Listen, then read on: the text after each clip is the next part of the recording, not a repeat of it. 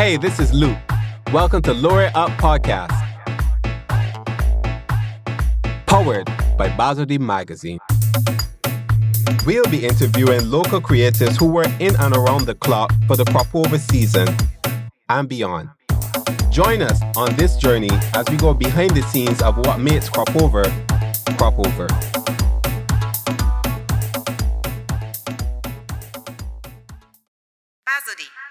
Welcome to Season 2, Episode 4 of the Lure It Up Podcast. Powered by Barbadian magazine. Recorded and produced by Robbie at Nameless Productions. Tonight's episode will be featuring Sivers Tha Third, Barbadian rapper and artist. Stay with us as we dissect passion versus purpose and how his mental health played a pivotal role in his music career. We hope you enjoy.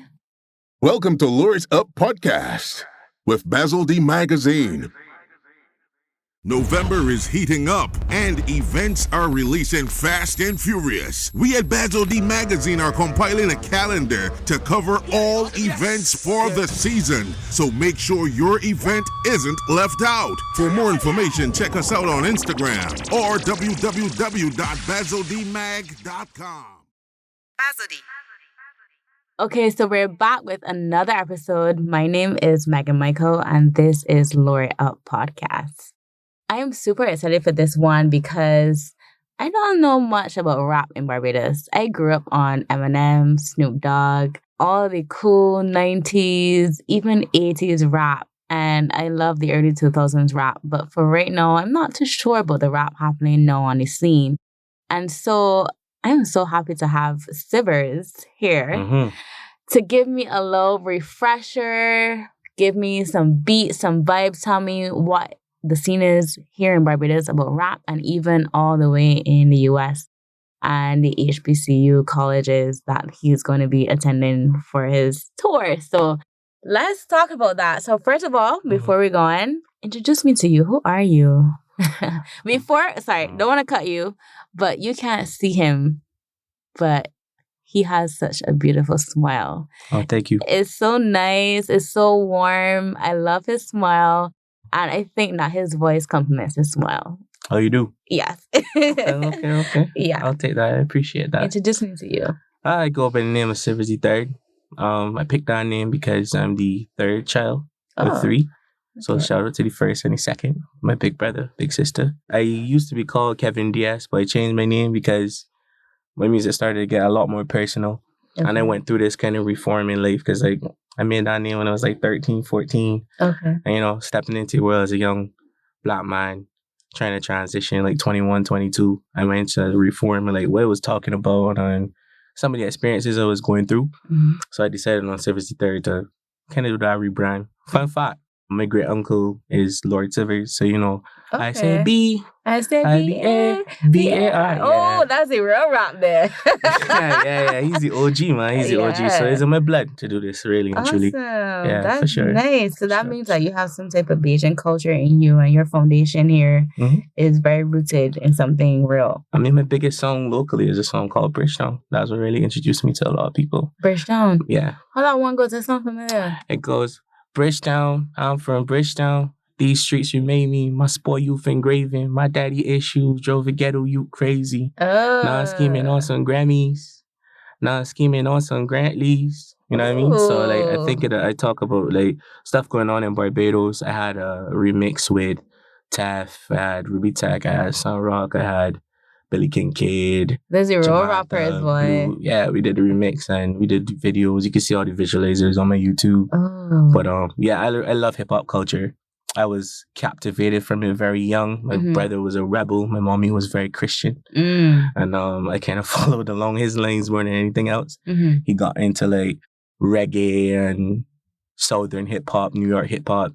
And I remember he was playing a Biggie Smalls track with Method Man called The What. So it goes, excuse me, flows just flow through me like leaves from branches, cliffs to avalanches. It's the praying man. And I was like, yo, he's just hiccuping a song. That's crazy. And to me, I was 7 years old hearing that. That just really locked onto me. And I was like, how can they do that? But Barbadian, you know what I mean? How do I talk about my stories? How do I latch onto that? And it took me some while to develop it, but here we are. That is awesome. My vision on rap is all about poetry. Okay. And the last podcast we had was all about storytelling. So I can ask you the same question. How is your story, your personal story with rap when you were young, made you know who you are and how you tell stories through rap and poetry? I would say, well, you know, rhythm and poetry, right? Rap, if you want to use the acronym. Yeah. I tell stories about the not so sweet truths about Barbados. I feel like we get the beaches and the sand and the tourism, commercialized. And that's definitely part of Barbados. I like a fat like everybody else. So like if you want to go drink a drink and party like everyone else. That's more the soca Yeah, vibe. the soca vibe. But like my stories are really about that. About where I grew up in Black Rock. Some of the rough circumstances that come up with having a single mother who did everything on her own, raised me and my nephew. And like, those are my stories. My stories are real. Sometimes they're not sweet. Sometimes they're political. Sometimes they're like in between. So I try to tell a little bit of everything when I tell stories. But as a kid, I think all artists start off in imitating. So like, I was a person who read a lot of books. I actually was reading for a very young age, like encyclopedias and just words. So I always had a fascination with them. Words. But compared to now, I would say I'm definitely better now. Okay. Because I was a very shy kid and didn't really interact much. But life kind of put me in some circumstances where if you don't speak up for yourself, you can't get anywhere. You know what I mean? As an artist, for sure. Yeah, closed mouths don't get feed. I mean, as you would know. Yes, I definitely know. For sure. Let's talk about your support system. And I am heavy on support, especially as an artist, because sometimes it feels like you're putting all this work, you're, writing your lyrics, you're producing, and sometimes you don't feel like you're getting anywhere, but there's your conscience, your small voice in your head, or there's actual people telling you, you got this, keep going. Who's your support system? Well, I would say my team is like the Beijing Wu-Tang Clan. Okay. Because we like 10 deep in terms of like rappers and talented people. Before I met them, I definitely felt that way. I felt like I was kind of out here on alone trying to navigate this space because it's very soca oriented, very reggae oriented. Maybe even spaces for R&B, but not really rap. And I had to kind of learn that you can't do everything on your own. So when I had the opportunity to work with Barry Knight and Peter Headley at Odyssey Entertainment, like they really taught me and my team structure. So my team is called Red Owl Publishing Records. Right. And the reason why we call it Red Owl is because when the Amerindians first discovered Barbados, the island rose from beneath the sea level and the smoke came off of it. They called it Ichiruganai, which is the red island with white teeth. So I call my record label. Yeah. Ichiruganai. That's amazing history. Yeah.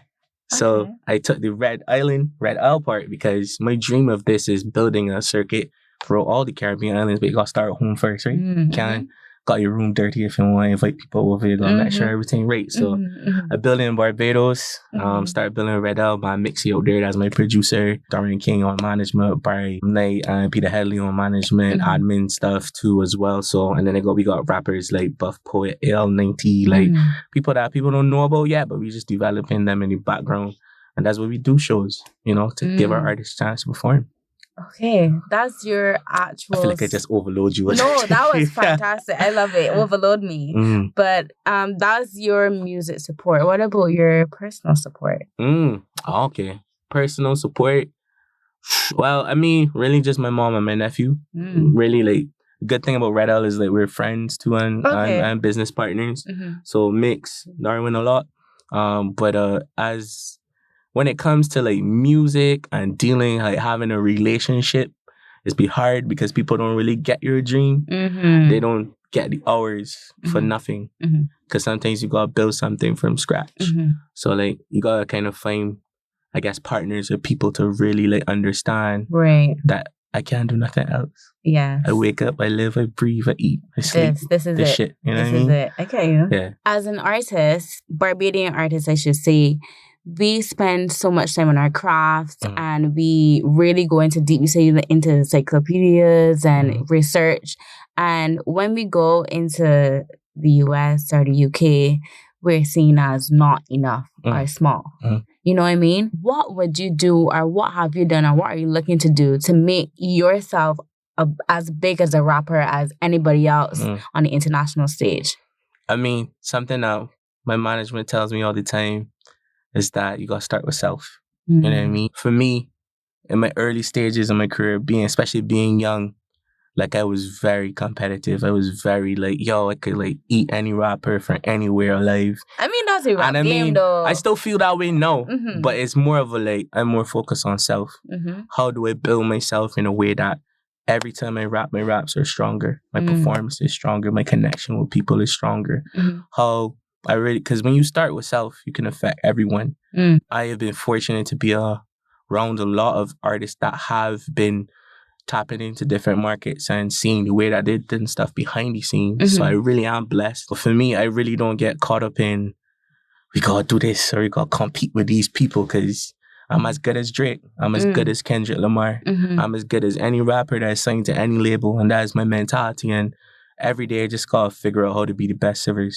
I love that. And I love that you spoke about self, because one of your singles, Save Me, is a really big one. And I need to understand, where was the foundation for that song? Wow. You want to get deep? Buy me a drink first. No? Let me go. Let's go. I guess, all right, how do I start this? So, went to St. Michael's School, big up St. Michael's School. Okay. And I'm named there. Nice. I have a lot of St. Michael's friends. Oh, real? Yeah, Oh, real? I love y'all are good people. Yeah. Done anything. For me, I went to school there. It was a great school environment. My home environment was a little chaotic. My mom and dad were kind of going through a divorce.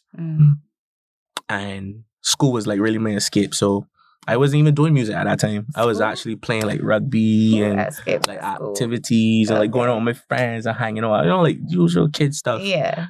Unfortunately, I ran into some health complications. I started to get some growings and like swellings on my neck. And they were like not very big at first, but then I just kind of like brushed it off. But then I woke up a day and it had spread. So I went to the doctor, inferred that it was cancerous, and I found out that it was I was diagnosed that it was a abscess. Okay. So I had surgery on my neck, and then I was bedridden for like 2 months before I had to do CXEs. Oh my God. So it's like I was getting like sponge baths, and I couldn't move, I couldn't go outside. I was on pills, painkillers and stuff like that. Wow. And yeah, I felt hopeless, man. And unfortunately, around that time, I went into a state where I tried to take my life. Clearly, it was not successful. Yeah, because it's smiling right next to me. Yeah, you have to. And I made it out of that situation. I don't know if it's God or the ancestors or whatever people believe in, but something really pulled me back and was like, nah, this is not your time yet. And that was the first time in a long time that I really like felt emotionally like drained, like I was done, I was tapped out. And I really had to slowly rebuild myself. So fast forward 10 years, as I getting into like this music and obviously the rebranding and changing my name, I wanted to get more personal. So Save Me is about that. It's about feeling like everything around you is crumbling down. You try your best to give your all to people and the ones you love, but sometimes that's not enough. And you feel broken, you don't know where to go, but you gotta reach out for help, because you can't do it alone. So when you say Save Me, is it a song, if I were somebody in your position or if I wanted to take my life, is this a song where you are saying, I am here to save you, or can you save me, or it can be both? It's both. It's both. The last couple lines in the song go, I'm keeping my eyes on higher grounds. I'm building pillars for my children. I'm not obsessed with empty vessels who've been hurting me or taken away from me. And then they say I'm more obsessed with failing healing. So the song is really about tapping into that side of you where it's like, yo, I can't do this on my own. And I'm tired pouring from this empty cup and helping people when I can't really help myself. So I think it is I can save you. Not necessarily me, but there's someone around you. This song can do something for you. And it's like creating a space where you can reach out to someone and get that help. Because I feel like sometimes we feel like we got to do everything ourselves. Yeah. You know what I mean? We be these supermen and superwomen in our lives, and we have such great, larger than life personalities, and we believe we could do all of this. But then, you know, who takes care of Megan when Megan can't take care of anybody else? It's true. It's true. Well, you know, as a dancer and a past musician, I think that art is healing. And when you say save me, I think about the fact that you can save yourself and you can heal yourself. And when I dance and when I move and when I close my eyes, or if I listen to a song or if I hear a rap, it's just immediate saving. You know what I mean? It's immediate healing. Takes you places. It takes you on a trip. You know what I mean? And that's such a beautiful thing about music is that you can tell stories. You can use beats to take you on a journey, like how you got the drums and how you got the different instruments. It can take you on different journeys. Or you can use the rhythms and the syncopations and the metaphors and the similes to connect Barbados to the US and the USA and the Black diaspora to understand what you're saying. And I just love that you can use that to heal yourself. Yeah. I mean, not only with Save Me, if you listen to my most recent releases, I got a song called Black. And it really just talks about exactly everything you just conveyed, like being Black and what that represents, you know? Like, gotta love our queens, can't beat our queens, respect our queens, teach her things, she teach you things. There's messes in our genes. Ancestors crying out, false idols feeding from our seeds. Who teaches you to love? When just bad for self-esteem. You know what I mean? Like, I love that. Like, you know, Lupe got a song called Bad Woman Good. You know what I mean? Like, so how do we help each other? I feel like we're in an era that's obsessed with like men versus women, and men can't do this and women can't do that. But it's like, even past like the physical, like, my thing about friendship, my thing about companionship is like, how can I be of service to you? And that's like every performance, like everything I do in life. How can I be of service to you? What can my music, what can my words, can I offer something to help spark the change? You know, because I feel oftentimes, especially coming out in Barbados doing arts, whether it be dance or music or whatever, you just feel disenfranchised. Funny you said dance. I go to a studio up there on Spooner's Hill called Noise Boys Studio. And on my walks to the studio when I'm going in, I met this dancer, and he was like telling me his story, and he was saying, yo, like, I don't even dance anymore, bro. What? I got 3 kids, I got a job, I got like, you know, and I used to love it, like, and you could see that, like, that like death in his eyes, like, I can't even do the thing that I love no more. And that must be heartbreaking. I always imagine what would it be like if I wasn't rapping. I can't imagine it. You know what I mean? What would it be like if you couldn't dance? There's no such. You know what I mean? That world doesn't exist, right? Yeah. Let's talk about passion versus purpose. Okay. What are you passionate about, and what do you think your purpose is? For me, I am passionate about dance, but my purpose is reaching as many people as I can to make them feel confident about their bodies and themselves to movement. Okay, that's dope. Yeah. What about you? What's your passion and what's your purpose? I'm passionate about rap. You know what I mean? I'm passionate about doing things with words that influence people in a way that is very like cinematic. How can I tell a story? Can I rap a bar and transport you to Bridgetown that you sipping on a red snow cone and it's sunny outside and your snow cone melting and you see 2 people walk past with like a bandana on. Oh, I love the you know imagery. What I mean? Yeah. And like you see all these streets on Swan Street. Like, can I do that with words? That's my passion. My passion is music. How can I craft these songscapes that transport people places? My purpose, I believe, is way bigger than music. My purpose is to show Black boys and girls from all across Barbados that whether you grew up in Black Rock or wherever else. West Bay Road, like Rihanna. You know what I mean? You could be wherever you want to be. Super Bowl. You know what I mean? You could be Coachella. You could be selling out Kensington Oval. You could be, whether it be a local goal or an international goal. Like my whole, on my Instagram, I call myself a rebel mogul.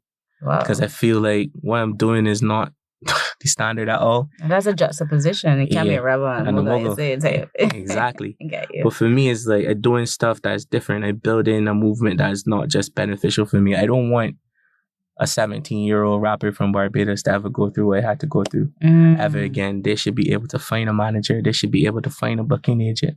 They should be able to find a space where artists meet up every week and collab. They should be able to find shows to perform. They should be paid well. They should be respected.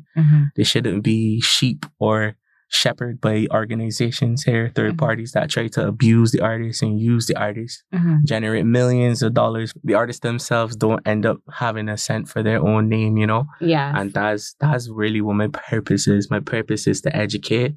My purpose is to elevate. My purpose is to advocate for everything. Yeah. Oh, so good. You spoke about the international stage, and I just want to know what's next for you on the international stage. Okay, so I guess we gotta go back a little bit. Oh, okay. See, let me jump in all over the timeline. So we were here. You told me about school, SMS. We skipped to 10 years. You got into music. You wanted to educate, advocate. You got into the music. Yeah. What took you from getting into music to now going to HBCU performing colleges? Right, so I need to figure out what's happening in between there. Let me rewind 3 years. Okay, so I just finished university. I graduated with Barbados. Oh, okay. I did went at Cave Hill, did computer science. Oh, wow. Funny enough, right? I studied psychology. So, really? Yeah. I see. So that means you're all the way here talking and picking me down. That's crazy. All right. So I finished that. I finished school. I figured out computer science was not for me. At the end of finishing university, I was like president in Music Society, vice president in Music Society. Oh, wow. So I did shows, I did gigs, but they were mostly covers, mostly like doing stuff for societies, but really great relationships there. But I finished there and I was like, yo, I need to do music. I can't, this 9 to 5, this structure is not for me. Though they're pretty lucrative and flexible stuff in computer science, but it just wasn't for me. I came to the end and finished. I'm like one of those people, like I start a bad book and I still gotta finish it. So my life is like that. I'm like that too. Yeah. I know. And so I finished there. I opened a restaurant with my mom because my mom and my dad, they were in food their whole life. Oh. She continued doing it. I just decided to help her out. We started business and then I got stuck doing that. And I don't want to say stuck in a bad way. It's just like, sometimes life takes you places where you got to like help people around you. So I did that. And I was still doing music on the side. I was still working on projects. I was still writing. But I had found myself in like this stagnant, like, yo, I don't know where to go. How do I start getting paid from this? Like, how do I live off of this as an artist when the climate isn't for this? I'm clearly not putting in enough hours. And then, I did that for 2 years. 2 to 3 years, I would say. And then recently, I would say about the 2-year mark, I got into a big car accident. Oh, Me and my friends were out. The road was wet. And the vehicle swerved and flipped 4 times. I saw that in the paper. And I was like, oh, shoot. Yeah. And then Rat came. Shout out DJ Surf Rat. Pull us out. St. Peter, right? Yeah. Okay. On that side, but like... Zion side, Zion Hill side. Right, and I was like, yo, I can't, like, I was gonna die and all my music was gonna be on my laptop. You know what I mean? Like, really? That's what you think? Yeah, legit. That was what I got out, and I wasn't even like, yo, like, am I okay? I was just like, yo, I could. And another one, my friend, shouts out Chris Fields. He's an artist too, and I was just like, Chris, you don't believe I could have just dead, bro, and nobody would have no one call about me, bro. That's crazy. Oh, it had to be a life or death situation. Yeah, and then I smartened up. I start putting together people around me. I start building my team. I started going to these like online lectures from like music industry execs online. I paid for them, sat into them. Fortunately, BACA, which is a local organization for artists here, they did an online conference, and that's where I met Peter Headley. And then I found out that Peter Headley and Barry Knight worked together, and they started to like develop me as an artist. Fast forward a couple of, I would say, months and then slash years. 1 year. So that happened. I'm not jumping all over the place. So the car accident happened, a year passed. Then I met Brian and Pete. And then after that, they introduced me to a studio out of Florida called Whitfield Studios. And they loved the track to a man called Soul Food. Great song. It's really about the struggles of like coming up as well. As you can see, I have a theme here. And so they took the song, they remixed the song, recreated the production and everything. They were looking to go on a tour, and they work in the Caribbean with artists. So they was like, yo, we want to bring a bunch of artists along to do this tour thing. We wasn't really sure how it was going to work out.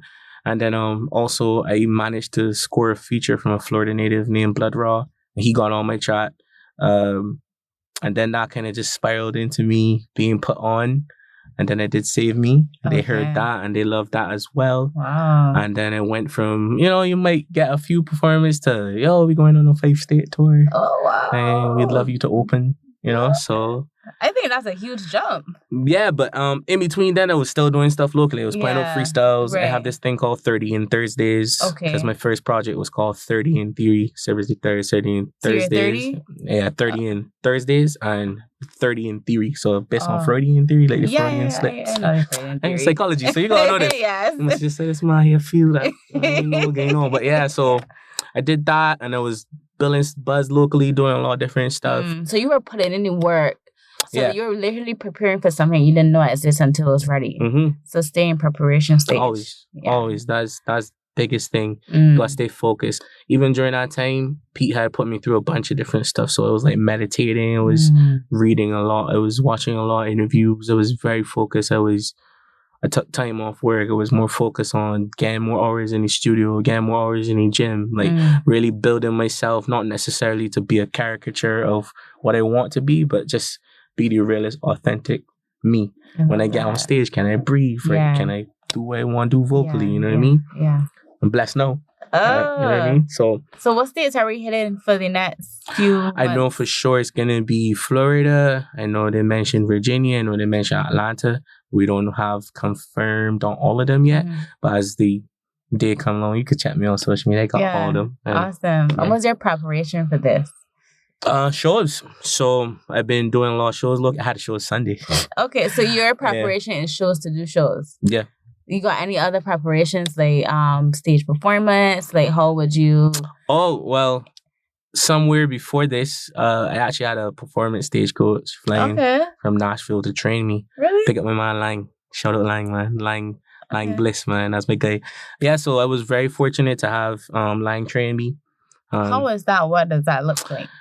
It's like 10-hour sessions, 3 days back to back. What does this? What are you doing? You're working on stage presence. You're looking at vocal protection. You're looking at position on stage. Enunciating your lyrics. There's a lot of repetition. There's a lot of breaking down your tracks for live. It's recreating an experience. It's less about me and more about them, the audience. You know what I mean? Is that interesting? And it's kind of like character building as well. Yeah. You really get to figure out who you are when you break down everything. You said it like this, okay? Let me say, just meet you. Yeah. And I want to approach you to take you on a date, right? I go, hey, my name is Sivers. Okay. I'm going to die in 3 days.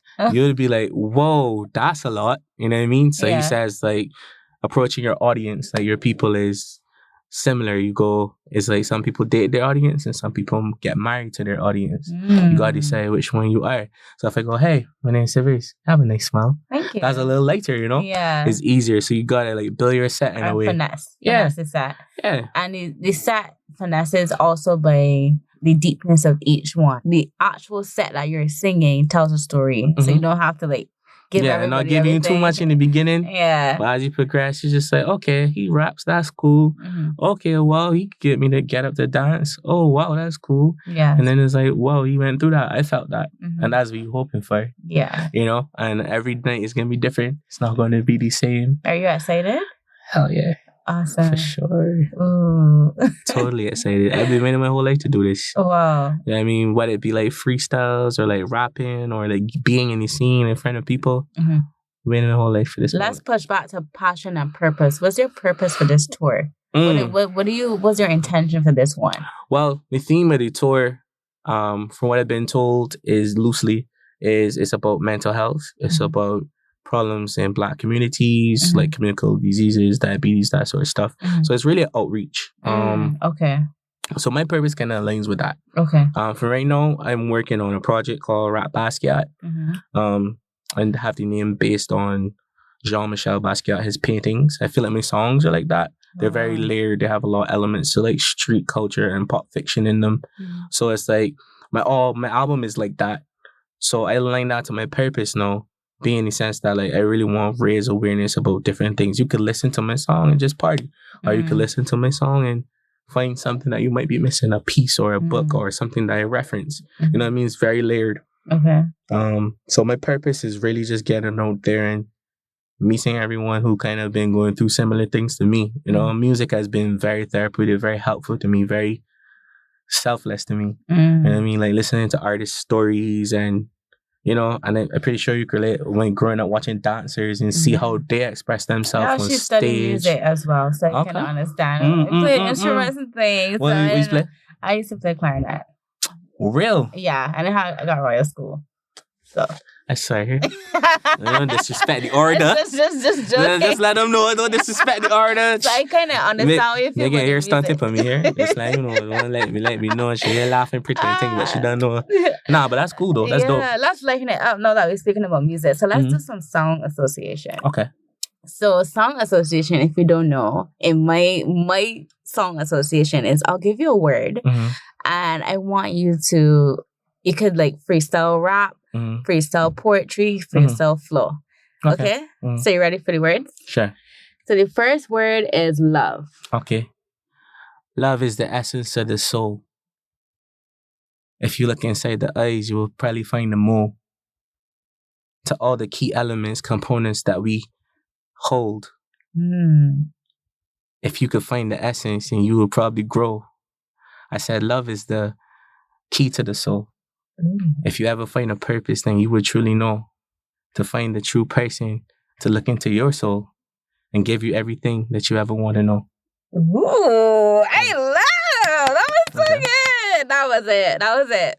Okay, next one. Again, got 3 words. This is the second one. Cool. Next one is fam. Fam? Yeah, like we're getting on fam, like family. However you want to interpret fam to be. Me and the fam, like Rock Nation in the 90s, Red Out Boys, trying to get red whips and Bugattis, don't rock chains, Vacherons on my wrist. You protect every time I rap, it's like a swish. Fam is where I keep it, home is where the heart is at. This is for the ones who always are on cardiac when the ones that they love are in potential to be clapped. You gotta stay strapped for your family and that. Ooh, that's it. Last one, respect. Respect. You could think about this one. Think about it. Respect. However you think respect to be. Respect is given, not earned. It's something that's reciprocated through times that burn. Deep inside your memoirs, like pictures from a Polaroid. Like Kanye West said, what does Lady Gaga know about cameras? Polaroid. Yeah. Take a snapshot of my life and you'll see what respect looks like. You earn the stripes from going through all the grapes. At night, I used to sit alone and jot at night and type, trying to find my way to the top. And now it's looking like the light comes from inside my soul. A beam and metamorph into something bigger than me. Trying to scheme on a couple Grantleys or a couple G's. But money means nothing to me. It's about where I take the money and the things that I do to build community and self to be in the presence of me. Because being in the presence of me is being in the presence of God. The knowledge of self is all you need. Yes. The black man is God. The black woman is God. We look inside each other and find the elements that are needed to transcend God's. God with a common G, not God with a capital. The things that we need is capital to build and invest in futures and devise ourselves mentally, spiritually, but connect ourselves as one. The soul is essence. The soul is strong. Respect is something that is built with bonds. And if you believe in yourself, the truth is never lost. In this world we call Babylon. Babylon. Whoa. Oh, that was good.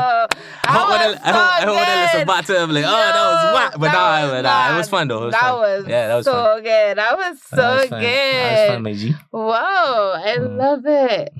So talented. Thank you. So talented. Okay, so to end it off, I need to know what's the next thing that we're doing. I know you have a show coming up this weekend or next weekend. I got Can you 2. give me some details about that? Okay, so I'll tell you all the things I got planning. Just here. Okay. First off, y'all gonna know. So on the 30th, I'll be in Sheraton doing a pop-up for my shows.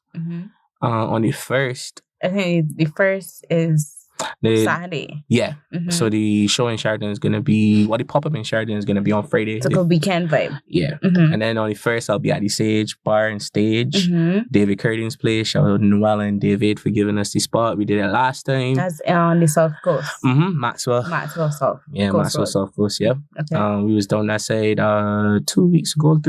Can't remember right now. Okay. But we did the show there on a Sunday. It was crazy. Had mad people there. I gotta come out. And it was a nice, you should. Yeah. Come true. That's my vibe. Come true. Nice intimate vibe, nice drinks. Mm-hmm. We got openers from the Red Owl label that gonna be there before I go on stage. Okay. So we start around 7, but I'm not probably gonna be on till around 9ish maybe. Mm-hmm. So that's that. And then the next week on the 8th, I have a show called Avenue featuring the lovely Lee Phillips. Mm-hmm. She's gonna be one of the headliners along with myself. Mm-hmm. The Avenue show is all about exposing artists. I used to do this 4 years ago.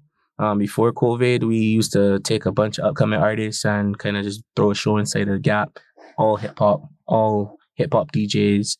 But now I'm kind of diversifying it, adding in R&B, adding in soul, adding in an after party element to it. We got my good friend Walks is gonna be at the after party. Mm-hmm. So I really merging the gap between hip hop, R&B, and soca. Yeah. Okay, you're from Black Rock too, right? I know. You know, shouting man. But yeah, so the 8th is gonna be Avenue. Mm-hmm. That's gonna before that on the 7th. Yeah, there we go. 7th of October, I'm going to be in Sheraton again in Athlete's Foot. I'm doing a pop-up there because they're actually one of our official box offices. Okay. So that's going to be dope. So you could get tickets at Athlete's Foot. You could get tickets at Upbeat Walks. You could get tickets at Upbeat Walk. You could get tickets at Upbeat Sky Mall. C&D's Kitchen, which is my restaurant on Government Hill. Okay. With my mom that I mentioned earlier.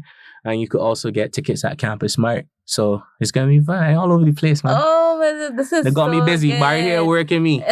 This is so good. This was such a good inspirational conversation. I got so much respect for you, fam. Much love. Respect you too. And for those that just see Mega online and see her in person, she is a lovely soul.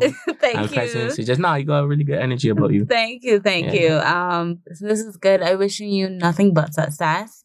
And this is a journey, you know. Yeah, it really is. And then I love when people prepare for their journey without knowing where it goes. It's gonna take it. Yeah, because then you just live life selfless because you know that it's going to take you somewhere far. And I just want you to never give up and keep the head above water every single time. Yeah, for sure. You know what I mean? One of the things that I keep hearing all the time about the music industry at large is that there are no guppies in the water. So what they're essentially saying is that it's just either be a shark or be eaten. Yeah. But I like to think that coming from be a scavenger and just keep at the bottom. It's still there. coming from Barbados, I think we go through a lot of adversity as is. So I think I'll be great in that environment. Yeah. Awesome. Good job. Thank you for a great interview. Thank you. Bazodi. Thank you for listening to our podcast.